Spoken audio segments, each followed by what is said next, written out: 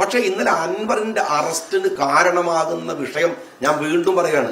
സ്വന്തം മണ്ഡലത്തിലെ അതീവ ന്യൂനപക്ഷമായ സമുദായത്തിൽപ്പെട്ട ഒരു പാവം മനുഷ്യന്റെ തന്റെ മകനെ ഹോസ്റ്റലിൽ കൊണ്ടുപോക്കാൻ വേണ്ടിയിട്ട് തിരിച്ചു മടങ്ങുമ്പോൾ അവരുടെയൊക്കെ പ്രതീക്ഷ എന്താണ്, സ്വപ്നം എന്താണ്? എത്ര ചെറിയ സ്വപ്നങ്ങളുമായിട്ട് ജീവിക്കുന്നവരാണ് അവർ. അവർ കൊല്ലപ്പെടുമ്പോൾ അവിടുത്തെ ഒരു നിയമസഭാ സാമാജികൻ മിണ്ടാതിരിക്കണോ?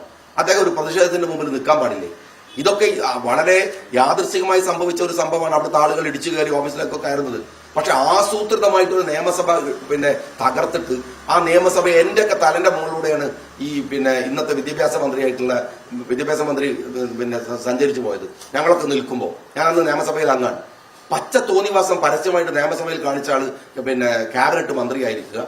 എന്നിട്ട് കൂട്ടത്തിലുള്ള ആളുകൾ പോയാൽ നട്ടപ്പാതിര അൻവറിനെ വിളിച്ചാൽ അൻവർ പോകില്ല. അൻവർ വിളിച്ചോടുവോ? അയാളൊരു MLA അല്ലേ? അയാള് അങ്ങനെ വിളിച്ചോടിയിട്ടില്ലല്ലോ. അയാൾ എന്നിട്ട് അറസ്റ്റ് ചെയ്തോട്ടെ.